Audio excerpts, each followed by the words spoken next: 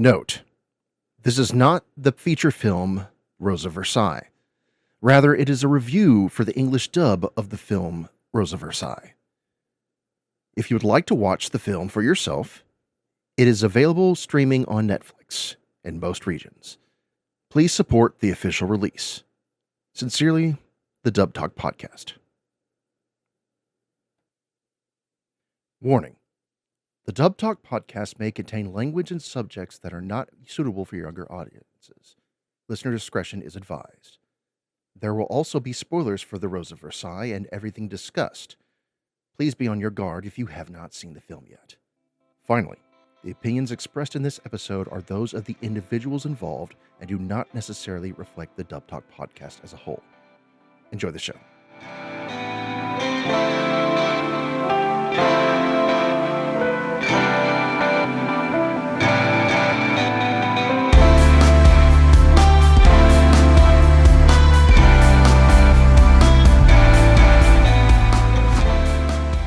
Hello, one and all, and welcome to Dub Talk, the show where we talk about the latest and greatest in English anime dubs.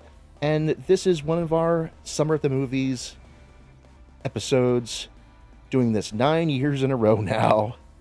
With me today are my ever-loving hosts, co-hosts, Gigi. Bonjour, comment allez-vous?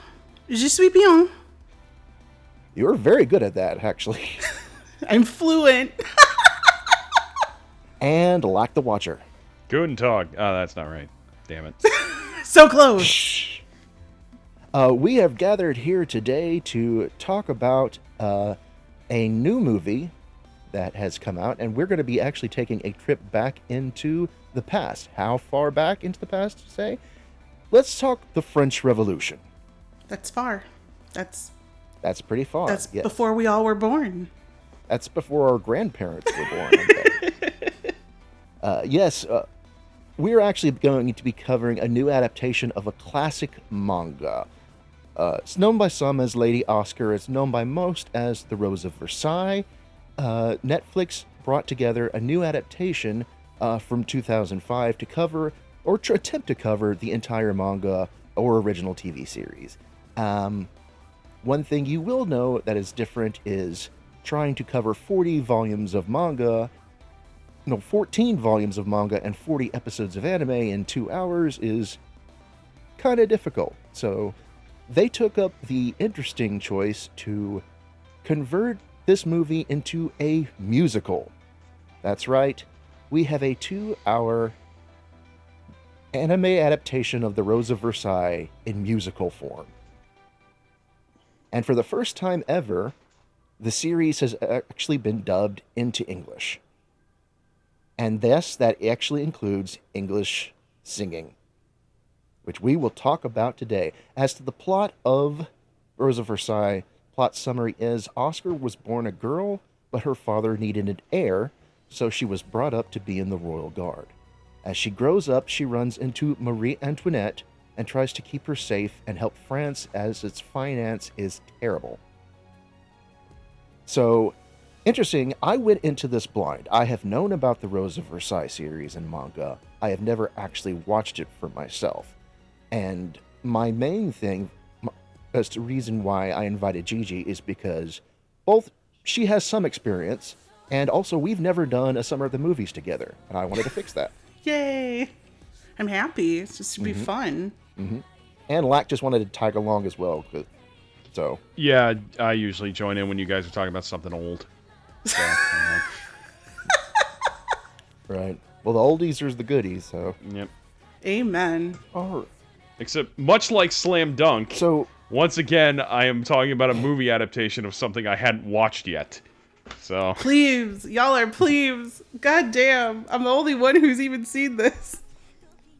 I saw the Lupin the Third episode with her. All right, we'll take it. Yeah. well, as the one who has actual experience in this series, Gigi, what was your basic opinion on the film? So, making it a musical was a choice. coming from the person who's probably the most entrenched in French stuff, I guess, along with the history and the language, plus you have the music major in the group up on here. I think everything was a choice. It's very hard to cram the beautiful story into a 2-hour movie. I liked how the animation was a little bit throwback to the original style, but it also had that modern twist with some of the CGI, and the horse animation was great because, you know, everybody says nobody can draw horses. I liked it, and it actually, you know, despite the parts that they definitely glossed over along with some very important characters, it hit a lot of the key points. It also left out a lot of the key points, but I think for people who have never watched the original or read the manga, that it was semi-easy to get into. Chris actually watched this with me, and I think he got a little confused at parts of it, but so did I. So I was like, okay. But yeah, I think it's a good adaptation. Let's see what we think of the dub. Oh my gosh. I can't believe that they allowed it to be dubbed. Like, that just blows my mind because it never has been allowed before. Well, was it just out of... Well, you say it's never been allowed. Are you saying literally no one has had the right to dub it, or was it just financial issues from those who... So I believe the mangaka is very protective over their work. And they have a lot of the creative control of other properties that take over it, at least in the past. I don't know any of the recent dealings. I am not even sure. I want to say that they passed away. I'm not sure. I'm going to Google this while we talk. But I know there's always been very tight control over any kind of importing or adaptations of it. It's one of the reasons why the manga took so long to come out in English. They had to change the name of it for the newest Discotheque release. Right. So there's a lot of red tape, I think, going around with localization. So I'm going to look this stuff up, and then It's like how Funimation had to call Space Battleship Yamato Star Blazers. Yeah, basically. yeah. It's something with rights holders and everything that's going on with it. And I think that, you know, obviously a 40-episode anime to have an English dub for a small company that's licensing it, because Nozomi Entertainment licensed it before Discotheque did, is kind of an impossible task sometimes with all the finances involved. But from what I know, like, the translation has to pass through a bunch of people before it's approved. And considering its age, there's always the possibility that the music and effects tracks are lost, and therefore it literally cannot be dubbed. Correct. Like with Legend of the Galactic Heroes. Well, to extend on that for just a second, I don't want to get into this too deep, but I do find it interesting that it's had so much trouble getting over here in the States, considering the fact that there is... In the 70s, there was a live-action Rose of Versailles movie, Lady Oscar movie, that literally had, like, Western actors in it. It wasn't a Japanese cast. It was actually a Caucasian cast, which I thought was really interesting. Oh my gosh. So... Okay, so I lied. Ryoko Ikeda is still alive. I'm sorry. Please don't hurt me. Anyone involved. Please don't sue us. I was thinking of somebody else entirely, and I've made this mistake on several occasions, so I apologize. No, she's still alive. But yeah, she also has done One-sama E, Dear Brother, which I like more than this, but that's because I like trash, and that's a little more trashy, at least compared to this adaptation, which is kind of like vanilla compared to all the trash that's in the good trash that's in the original anime. But apparently it's a lot more historically accurate than I thought it was. Like, a lot of the stuff, I mean, obviously there was no Oscar Francois de Toshi, but a lot of the historical stuff that happens in this story actually did mostly happen. Yep, So, it's real. It's real. It's real. Open a book, y'all. Reading Rainbow. No, I'm just kidding. Basically, it's the story between 4 people, 2 of which are fictional, 2 of which are actual real people in real life. Yeah. The love square. It turns and turns. Where will it land today? The love dice. All right. So as we mentioned, this is the first time that the series has ever been dubbed in English, and for our director and our adapter, which I'm going to assume is the writer, we have Tia Ballard as our director, and we have Caitlin Elizabeth as our adapter. And these two have worked together for other Netflix series, such as Tokyo Override and My Happy Marriage, and also the Maboroshi movie. I actually had a follow-up question regarding the staff, but we can get to that in a minute. So what was your question that you have regarding the staff? do we know the studio that did this? Dubbing Brothers. Oh, okay. All right. Are they in Texas? No. I don't know. Because I would have thought this was Sound Cadence, basically. I'm pretty sure that this is an LA-based studio. Okay, so I will, again, do some Googling, but I've never heard of them here. Like, I guess there was a lot of remote work or whatever. So I heard that this dub got made in 3 days. Really? Wow. Like, literally recorded from start to finish in 3 days. Now, again, I may be wrong, which is why I'm going to Google to fact check myself. But I heard it was an extremely quick turnaround to do this dub.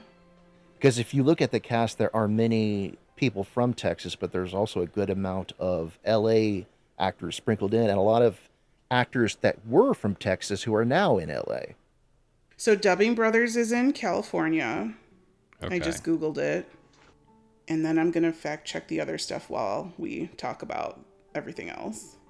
So, speaking of director and adapter, directing a dub is challenging in itself, but especially has to be even more so when you add in that it's a musical and that they're dubbing all of the songs into another language. Yeah, I was genuinely surprised they even bothered dubbing the songs, honestly. I was shocked, but it was a happy shock. Mm-hmm. Well, most of the directors I've talked to, when they direct anime, they say they like to dub the songs if possible, but sometimes they, for whatever reason, they either don't have the money, it's not financially, it doesn't make financial sense, or they just don't have the rights. In this case, you've got Netflix money. True. So, yeah. Mm-hmm. So on the wiki, it says, the English dub was the only dub where all the musical segments were dubbed. In contrast, the other international dubs, all the music segments were kept in their original Japanese with forced subtitles provided by Netflix. So Really? Mm-hmm. Interesting. We're the only ones who got it. I guess Netflix has their budget as well. But anyways, that having been said, what did you think about the dub in general, considering it did dub the songs in English and contrasting that with the general acting? All right, I'll go first. The dub is pretty good. In some ways, I don't want to be too mean, and I don't want to be too critical. In some ways, it felt a little stilted in a couple areas, but I also know they're playing characters that aren't easy, like, to play, because you're dubbing a fictional historical epic, so figuring out the right way to approach characters like that is not the easiest thing in the world. With that said, I actually think the musical segments were done pretty well. I was honestly surprised how good the songs came out being redubbed. I still don't know how I feel about the musical segments, but I think dubbing-wise, I think they were all actually pretty strong. Overall, I would say I think the dub is good. I didn't love it, but it's good. And I admire them for trying to dub something that's not normal to dub. So, Gigi, what are your thoughts? Ooh, they're a little complicated. So I guess I want to talk about the songs first, because that's where I had a lot of issues with things. Firstly, in some of the adaptations with them, like, so Rose of Versailles is 1000% a period piece. It is historical. It's like a historical, drama. Obviously, there's so much going on, like, in this monarchy. Everything's a hot mess. So I expected not a lot of like recent slang and stuff like I normally like in dubs. Like, this is not High School DxD. Let's talk about it. But in some of the song lyrics, I won't say like in the written dialogue, but the song lyrics definitely took more of a modern turn with with the words and the phrases that they used. Like in the first ballroom scene where Marie Antoinette meets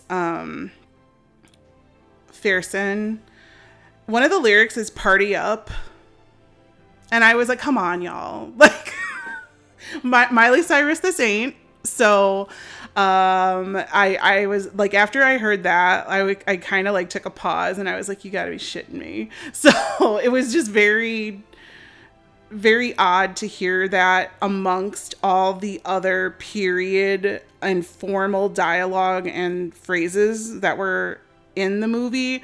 And then I noticed as it went on, a lot of the lyrics were definitely more towards what, say, like Amelie would translate for her song covers, or like the adaptations were pretty like loose and flowery. I know that the lyrics in Japanese, like sometimes they don't make any sense to an English listener, but I just felt that these were they're supposed to move the story along, right? Because they're musical lyrics. So half of the dialogue and the things that happen are going to take place during these songs. And I don't feel like that happened for me. Like, I felt like they really didn't have a place. I mean, they were okay to listen to for the most part. Like, they were musical. Could I sing you any right now? No. They weren't that memorable. But it just kind of like, it took part of the charm from the original series out for me and just replaced it with something that I didn't really need or want. However, like, for a modern audience who is used to watching TikTok videos on their phone, I bet this is really cool for them, but just not for me because I'm so attached to the original. As for like the directing and the writing of just the regular script, I thought it was pretty true. Like, I thought that, it's not going to have a lot of jokes. There won't be a lot of levity in this because everything is so serious all the time. The characters do they either repeat a lot of things or they come out of nowhere. And both of those were happening because they crammed 40 episodes into a 2-hour movie. And then where they ended it, like, they ended it at a terrible place. Like, they didn't even get to the cake part. Like, Marie Antoinette let them eat cake. Like, they didn't even get there. And I was like, are you kidding me? That's like one of the more famous things that the French Revolution is known for. And that's Marie Antoinette going, "Oh, let them eat cake." And then she gets beheaded. And I was like, you literally told that in like a little piece while the credits were rolling. Okay. But I did, I'm still looking for that quote. I think it was somebody tweeted it that they only had 3 days to record it. I'm still looking for it. I'm pretty sure I know who said it. But if they were under that big of a time constraint, I would see why they would have to do everything so quickly and why it may sound a little like off-putting or a little what were you saying? Like, I described it as stilted. Stilted. Yes. Why it would sound a little stilted, because I mean, if you only have one take for something that you would normally take, 7 times because of a time constraint, you got to take it and you got to get out. I feel that the casting was really good. Like, I had no qualms with any of the casting here. I thought everyone really fit their roles purposefully. We'll talk about some in particular when we release all the casts and everything. I just thought that the music was not quite refined enough, like the lyrics and the translations and, you know, whatever they had to work with. And some of the singing was amazing, and some of it was okay, and some of it was I don't want to say, but it was, you know, like, I think if they had more time to flesh out the musical parts a little more, it may have landed better for me. But that's just my personal opinion because I'm so invested in everything about this. So that's what I thought of it. I think the word that you would probably like to use, I know you didn't want to say it was bad. I think the word would be lackluster. Yeah, I think so. Unfortunately, it kind of hurt me. It hurt me in the heart, man. What I noticed as far as the lyrics were concerned, a lot of times they didn't even bother to rhyme. And I know song doesn't have to have rhyming lyrics to sound good. But it does help. And I think that because this was the only other language that they actually translated the music into, they just had to work with what they were given. Because you're never going to have completely translatable Japanese lyrics. There's always going to be some words in there that you're going to either have to substitute or work around, because English to Japanese is by no means a one-to-one sort of thing, sort of translation. To me, as far as the movie is concerned, it did leave out a lot. There were a lot of plot points that I missed out on. Like, why is Marie suddenly on a horse? I'm on a horse. Yes, I'm on a horse. I mean, and it just, first of all, we see Oscar and Andre as kids and they're dueling, and then we have a music video, and all of a sudden Marie's on a horse. That's the kind of editing we have in this movie. It jumps around a lot of places. And while I think it's very aesthetically pleasing, you can definitely tell they cut out a lot. Do you mind if I jump in for a second about that? Sure. I don't know why this wasn't a movie trilogy. To me, it would have made more sense to make this like a 3-part film series like they did with Berserk, the Golden Age arc. To me, it would have made more sense if they had decompressed the story and let the characters kind of simmer a little bit before really just going from the very beginning to the very end. But that's my thoughts. I don't really have a problem with it being a musical. It's weird, but I don't have a problem with it. My question is, you are adapting a historical epic.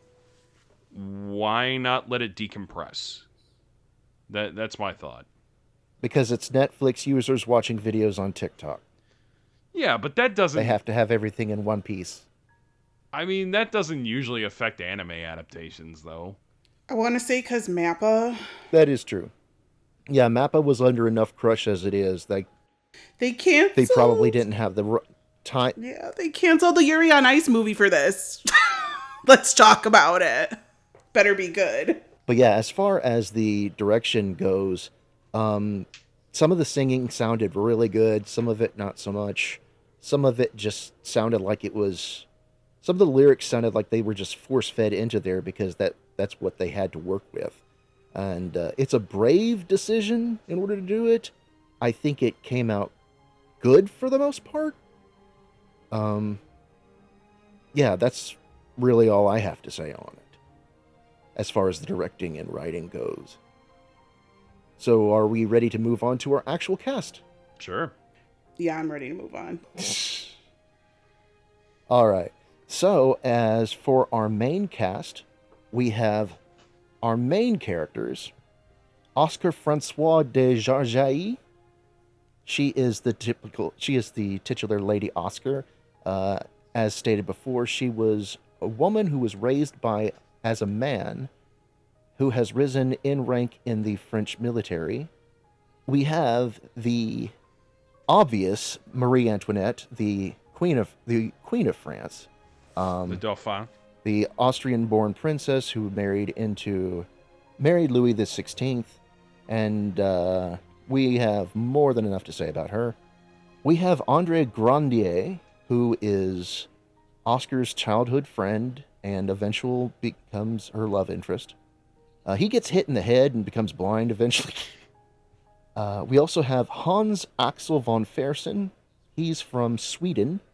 He is Marie Antoinette's his side piece. He was a count, right? Say. He was a Swedish count. He was a count from Sweden. Yeah. And he fell in love with Marie Antoinette at first sight, despite her being married to the king. And they have an affair.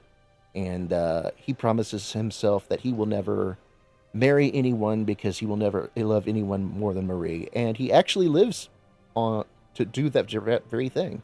He never marries in real life.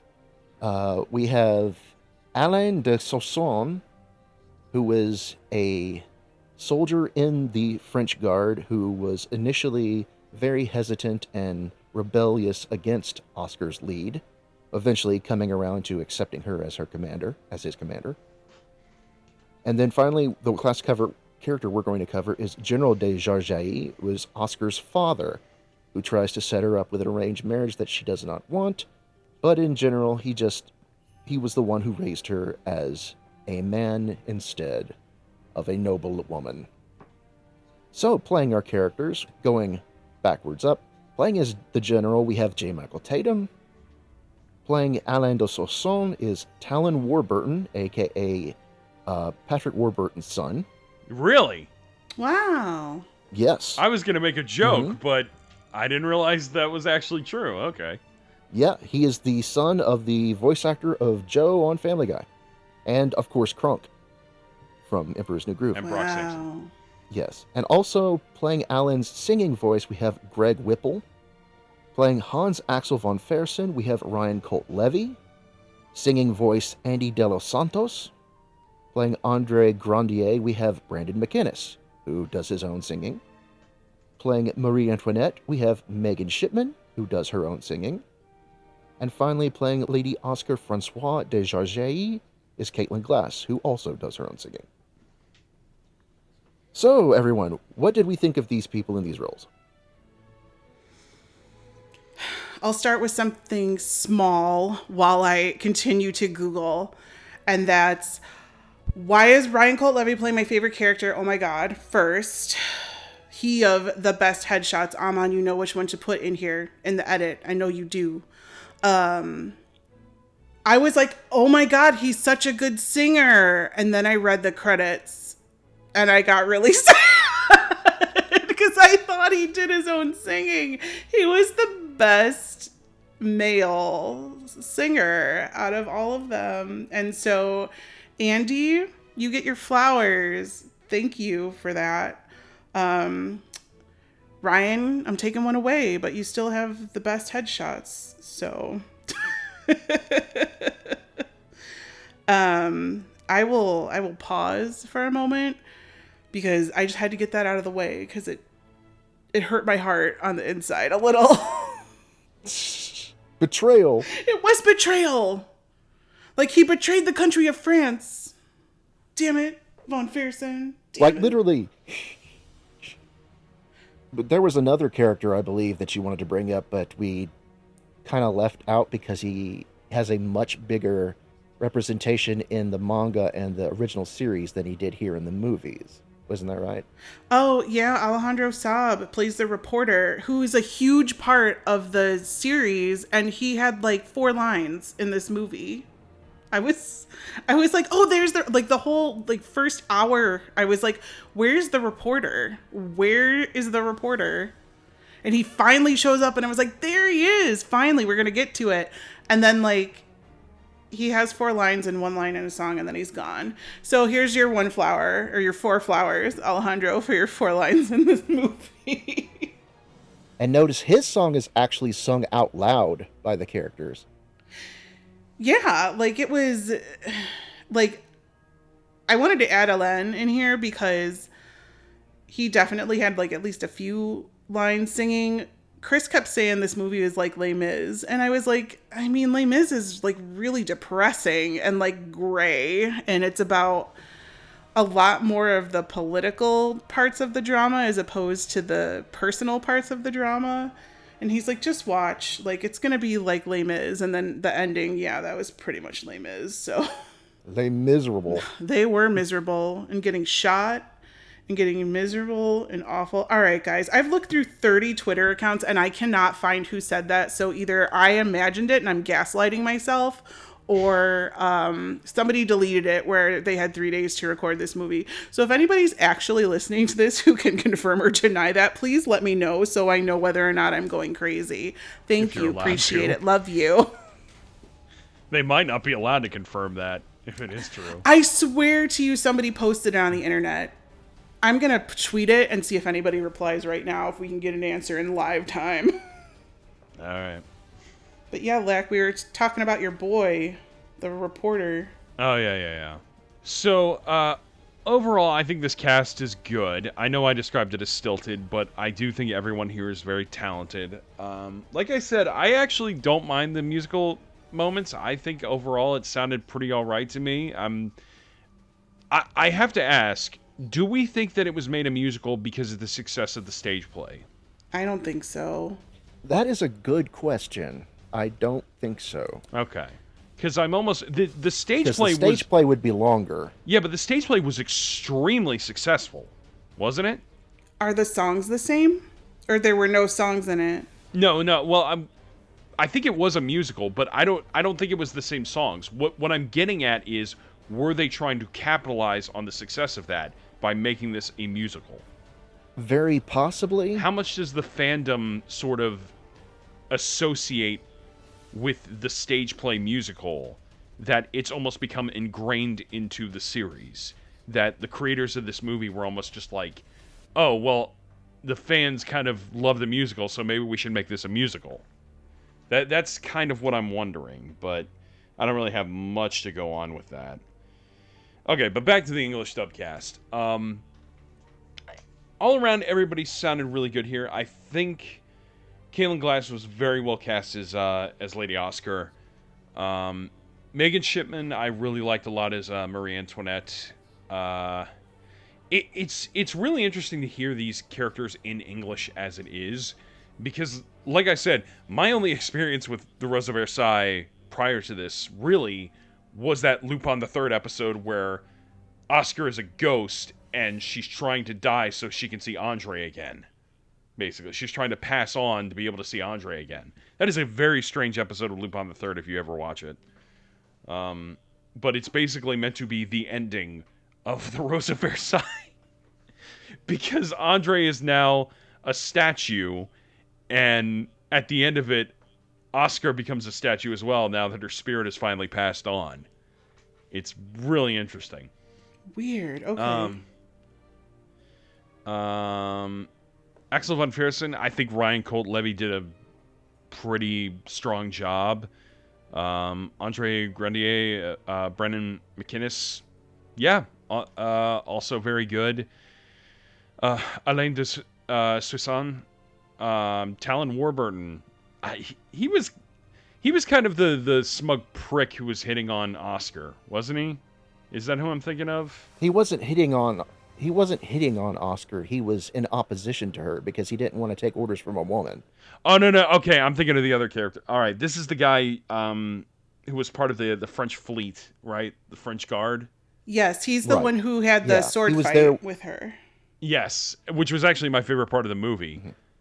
Because I was like, oh, this is like Sharp's rifles or something like that, it was actually the most interesting part of the film for me. I kind of wish the film had focused more on that, of her leading this group of men who don't respect her because she's a woman. Yeah, he was actually pretty good in the few scenes he had. J. Michael Tatum is J. Michael Tatum. You know, he always brings 110% in anything he does. He actually played dual roles, didn't he? He played like a French nobleman who tries to kill a kid, right? Which basically sets off the... Yeah, he was peppered in all throughout the movie. Yeah. Which, I guess that makes sense. I assume Tia Ballard likes working with J. Michael Tatum, so that's not surprising. Overall, yeah, I think everyone was very well cast. Despite my lackluster feelings about some of the line delivery, I think everybody here is good, and I think they were basically doing what they were told to do. So I think overall the dub cast works. I think the standout really is Caitlin Glass as Lady Oscar. I think she probably brings the most to it. I think Megan Shipman as Marie Antoinette is strong. It's a strong performance because the movie is mostly about Marie Antoinette, at least for the first half. So, yeah, I really don't have any complaints about the cast itself. I don't have any strong feelings, necessarily, because it's just an overall very strange film. But, yeah, everybody here is good. Everybody here is good. You guys ever seen Project Runway? No. On Bravo? No. This joke won't make sense to any of you, but for my OGs who watched it back in the day, the whole movie I was saying, what happened to Andre? Nobody gets that but me. It's fine. Go watch season 2 of Project Runway. It's like the best season ever. Anyway, yeah, can we just give Caitlin Glass like a whole flower shop? What are they called? A florist? A florist store? A flowery? A boutique? Holy shit. Okay, like by the end of this movie, I was bawling. Floral boutique. Thank you. By the end of this movie, I was bawling. And Caitlin Glass is to blame because I never finished the original anime of Rose of Versailles. So I didn't know that Oscar got killed. I was sobbing. Like, just the emotional speeches that she made to, that Oscar made to Andre, that Oscar made to her soldiers, that she made to everyone. Like, Caitlin Glass, like, no joke, carried this movie on her back. Like, without her, there wouldn't be an English dub that was as good as it could have been, at least in my opinion. I think she did a lot of the work in the acting scenes. Something was up with the mixing with her songs. I don't know what it was, but they did not quite sound finished to me. Like, I think if they would have tweaked it just a little more, like, they would have been perfect, but they didn't sound right to me. Her singing is fine and great. Didn't Caitlin Glass, did she sing a couple of One Piece openings when they were in English? Because I swear I just got to the part where they stopped dubbing the One Piece openings into English, and it sounds like she sang at least one of them. But she's a good singer. Megan Shipman, I know she's a good singer. She used to sing Udapri covers on her YouTube, which is how I learned of Megan Shipman. And I love her. She is really great as Marie Antoinette. She's like cutesy, but then she gets a little bitchy, and then she's very wistful and imaginative. And then when it gets towards the end, and she's like, you can hear that Marie Antoinette grows as a person and as a character just by the tone of Megan's voice. And it's really nice to see how she goes from being a 14-year-old child kind of forced into marriage all the way up to, well, now she's a queen. She can do whatever she wants. She can have her lover and she can have her cake and she can eat it too. And she can tell everybody else to eat it. Well, wait, they didn't put that in the movie. Not that I'm bitter or anything. I've only said it twice. It's fine. Brandon McGinnis is Andre. What happened to Andre? Oh, God. Somebody help me out here. Somebody's got to know that Got hit reference. with a brick is what happened. I know.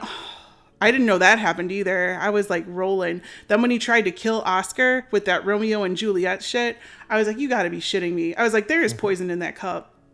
There is poison in that cup. And I was like screaming. I know Brandon McInnes is a good singer. He has sung an Actors Song Connection before. He has done covers for the Given song where he friggin' knocks it out of the park. I believe he is like a big spearheaded character in this thing called Epic the Musical, which I still haven't listened to and I really need to. Unfortunately, in this movie, again, this may be something to do with the mixing. Like, his songs were the ones I resonated with the least, which is a shame because he's an amazing singer and I don't know what happened here, but they did not do him justice. And I wish that, you know, maybe we could get a take 2 or a take 3 and kind of like fix him up a little.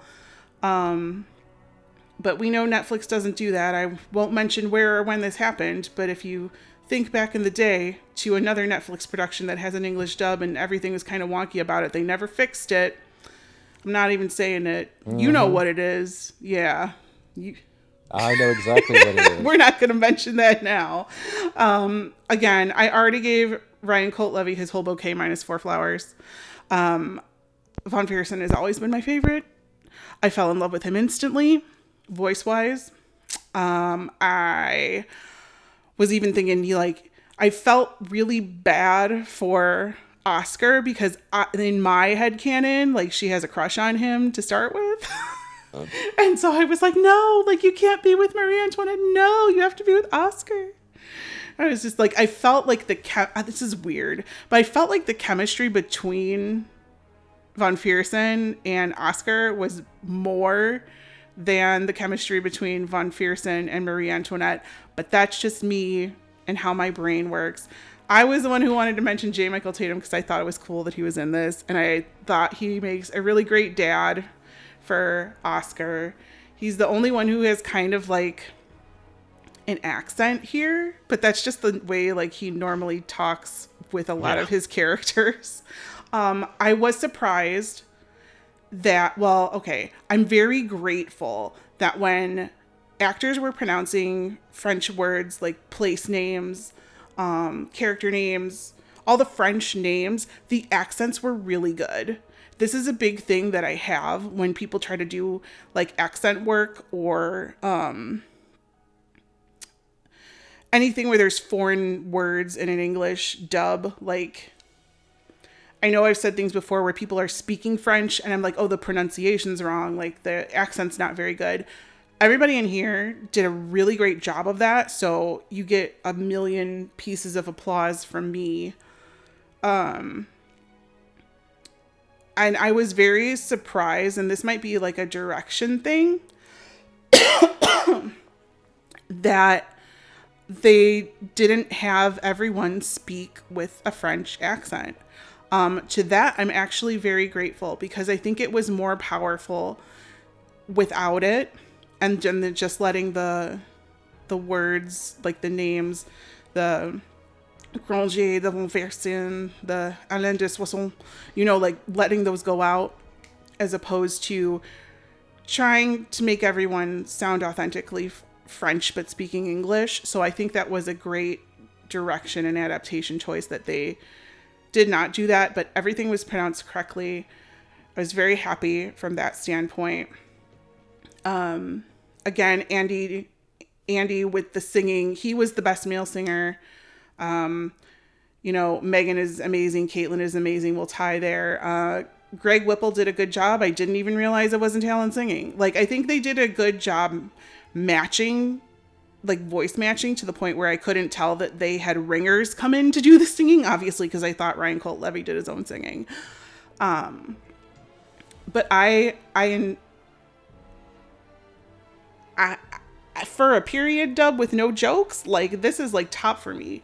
If Caitlin Glass doesn't get my W for playing Oscar, like, something really insane must be coming out within the next couple of months, because this was just, I can't say any more good things about her performance along with the performances of everybody else. That's powerful. I liked it.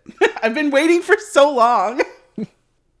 Yeah, I have to agree that Caitlin as Oscar is the standout, in my opinion, of the entire dub. Once her character really kicks in and the show starts to focus more exclusively on her, she just carries the performance so incredibly well. I think that this might have been...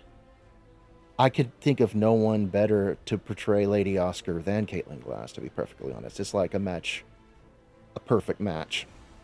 Megan Shipman really surprised me with this extremely strong performance as Marie Antoinette. I did not know that this was her. And in my personal opinion, I think that she provided, in my opinion, the best musical performance. I think I've heard Megan Shipman sing before, but she's never been this good.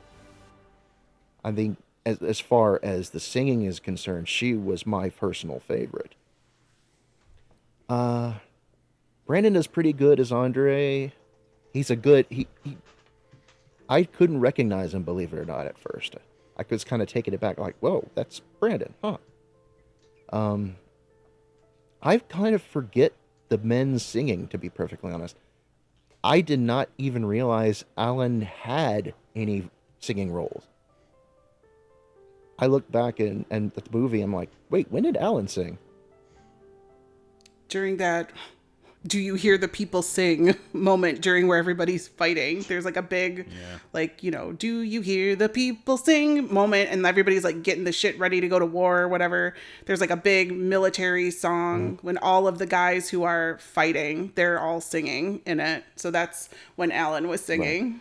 Right. Alain, sorry. That's basically the this movie's equivalent of singing the songs of angry men from Les Mis. Mm-hmm. There's a beauty of the people who will not be something. Geez, I can't remember Les Mis. You know, it's been a long time. Mm-hmm. Yeah. The difference is Les Mis actually does, unlike this movie, does have some humorous points. They have the Thénardiers. They're my favorite. That's my role. I love them. I think there's a bit of humor around when it shows Marie Antoinette growing up and just sort of taking advantage of her queenly status and just doing whatever she wants. The people be damned. But I mean, let's just be fair. I named our Discord chat this because I think it's true. Marie Antoinette kind of sucks. Let's be real. I mean, she does suck, but I love her. I mean, in reality, history's more complicated than that, but, you know. But, yeah, she didn't help things. That's for sure. Mm-hmm. Because, I mean, she cheated on her husband. She looked down at the poor people. She didn't take their thoughts into consideration. And she just said, why not? Why shouldn't I live for me and myself? And I'm like, because that's not what the queen does. The queen is supposed to stand up for your people. And you're not doing it? So... At least she had 3 kids. That was just my thought. Yeah, but how many of them were Louis? All of them, according to her. I don't believe it, but, you know, she tried. Right. Mm-hmm. Sure she did. Leave her alone, man. She just wanted to have some time for herself, put on a face mask, get a back rub. She'd want to go outside, play with the kids and the ducks or whatever. I don't know. Mm-hmm. And eat some cake. There's speculation that she meant to say let them eat bread, but she didn't speak French that great. So that's not as fun. Well, because right, she was Austrian. She wasn't French. That's the whole point. Yeah, her name wasn't even Marie Antoinette. Zachertot. You're welcome. That's a throwback for the real Dub Talk MVPs. 9 years, bitches. Okay. So with that in mind, let's. Are we ready to go into our final thoughts? Sure. I found the tweet, and You're kidding. Well, I was wrong but right in a sense. The tweet is from my boy Ryan Colt Levy, who said, "Fun fact, we only had an hour to record everything, and I was flying to Australia days after, so I had to chase my entire session, as in 0 previews and just pure trust in the process. So grateful for Tia for making this work." They only had an hour. I think he only had an hour. So everything from Von Okay. Fiersen, minus the songs, because they were done by a different person, was recorded in an hour. He has a lot of screen time. Like, you would think it would be an hour for him to just say his lines once. There's got to be a history behind, like a story behind this dub that they're just not telling us. I want the honestly. story. I want the story. Tia, my queen. I'm kind of even surprised he was allowed to say that, honestly. It took a lot of digging, and Andrew actually found it. And I was like, wow, I can't believe I couldn't find something on Ryan Colt Levy's page, but it was apparently like a reply to another tweet that he wrote, so I like missed it entirely. But yeah, that was the tweet. So he had an hour for all of Von Fiersen. Well, Von Fiersen kind of disappears in the second half of the movie, which kind of helps. Yeah. He does, but doesn't he come back? No. I don't think so. Not really. Like, once he kind of leaves, that's kind of it, because after that, it's really just about Oscar and Andre. What happened to Andre? I'm sorry. You guys have to see that clip. I'm going to find it on YouTube and send it in the chat, because you need to understand my pain. Anytime I hear Andre Grande, I think of Andre Grande, which was Daddy Derek from Cool Cat trying to say Ariana Grande. That's my weird. Yeah. Chris is like, when are we going to dinner? This is Lack's Andre? weird contribution of the day. Yeah. It's a decent dub. It's a strong dub. It's not one I would say is a great dub, but it works for what it is. I think the hand that the team was dealt was not the easiest, and they had to just play the cards they could.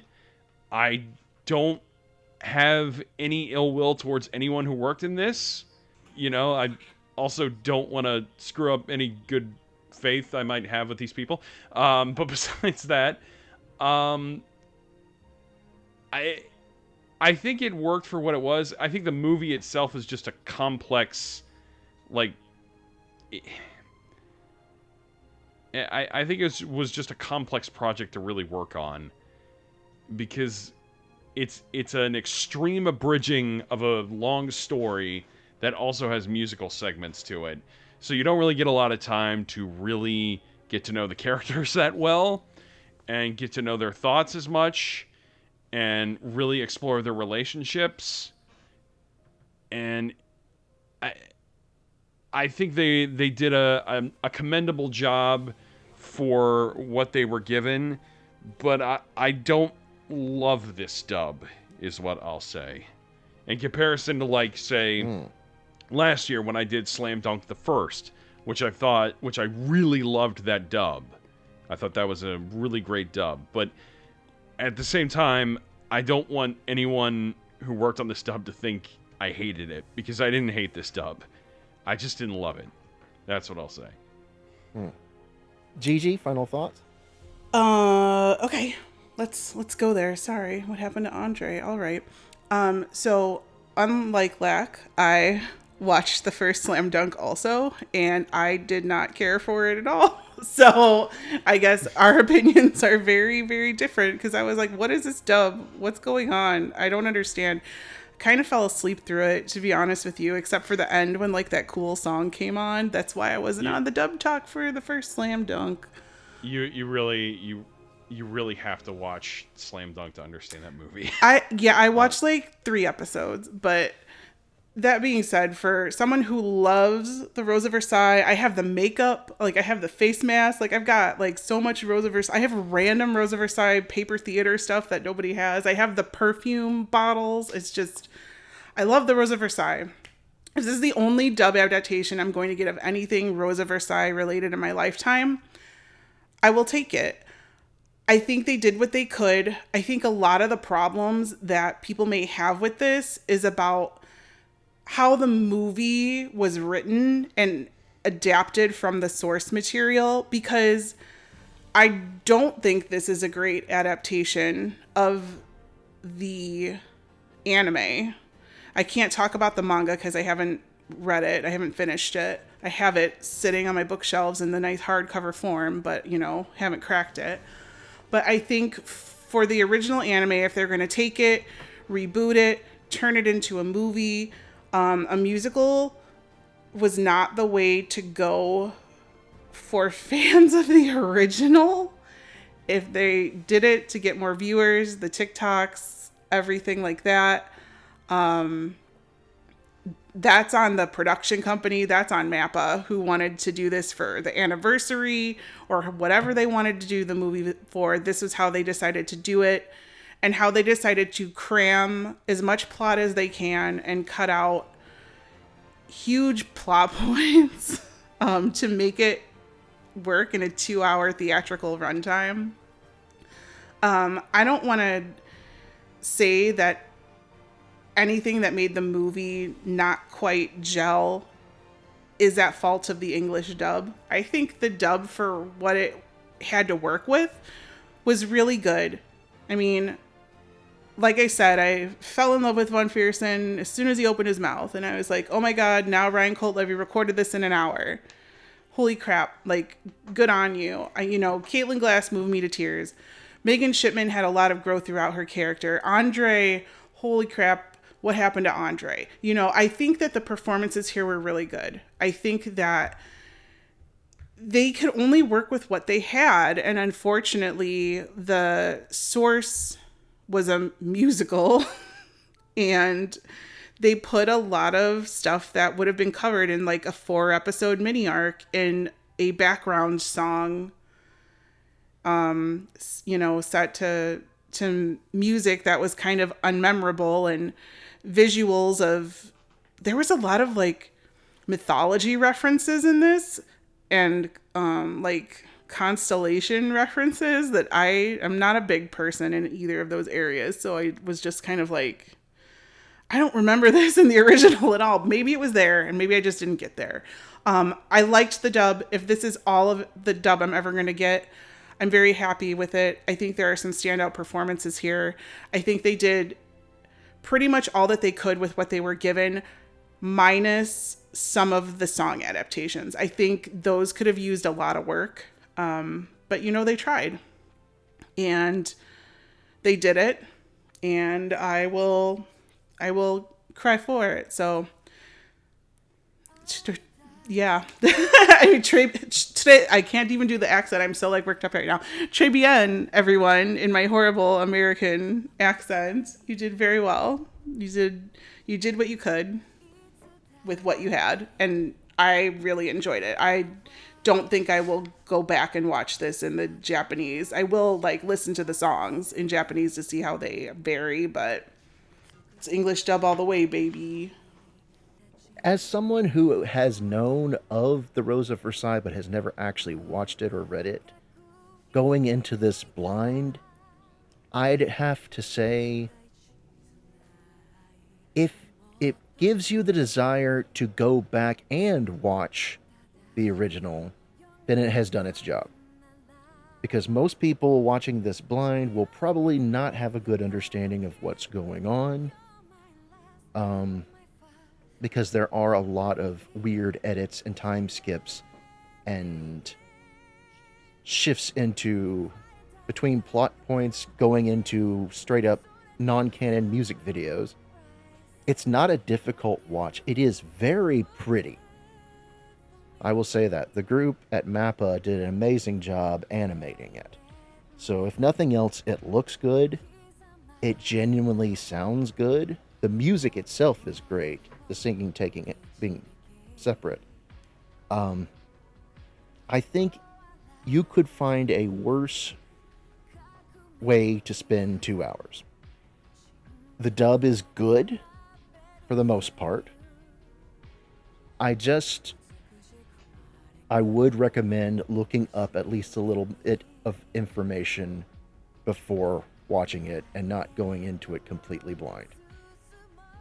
That having been said, it has encouraged me to go back and do more research into Rose of Versailles, so it has done its job there. Yay! But yeah, it's a decent movie you could spend 2 hours watching instead of watching K-pop Demon Hunters again for the 8th. I haven't seen K-pop Demon Hunters yet. Like, do I want to watch that? Yes. Okay. Just checking. Yes, you do.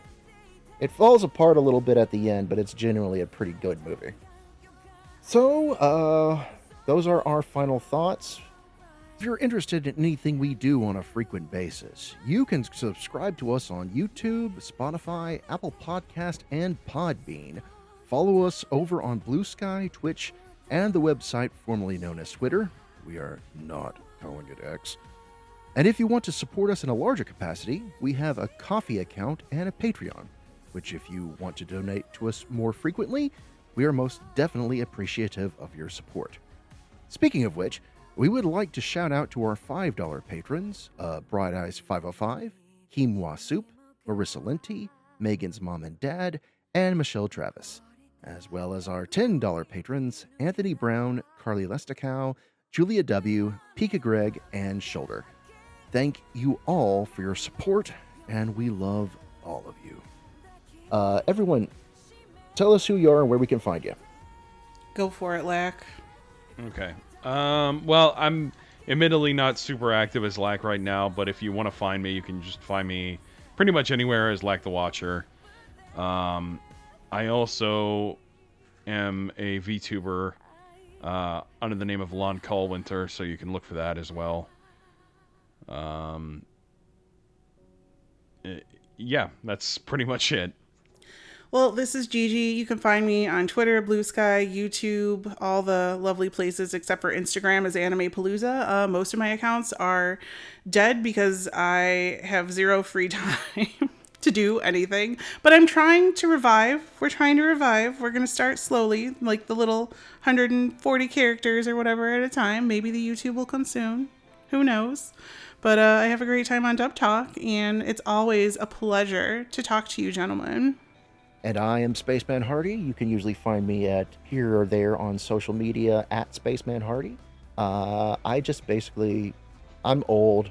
I just post goat pictures and occasional Final Fantasy fan art every now and then. But you can hang out with me and you can find me on Blue Sky or the other place and shout at me and say donkey pants and stuff like that. So, God, how sad is it that, like... It's pretty sad. That, like... I mean, we've been doing this for so long, and now we're like, yeah, our internet presences are 0, but we're still doing this podcast. 20 out of 10. What happened to Dub Talk? God damn it. We try, y'all. We try for you. Sometimes real life sucks, though, and so, like, you don't want to put negative stuff on the internet. So, positive. Well, we're trying for y'all. And sorry, Hardy, I will let you close this out because that is the way. We will say au revoir, bonsoir, Adieu. auf Wiedersehen. See ya. Kick rocks. We don't actually want you to kick rocks, but we love kick you. rocks. So I'm Spaceman Hardy. This has been Dub Talk Summer at the Movies, and we will see you later. Otaku on, my friends. Love your faces. Bye-bye.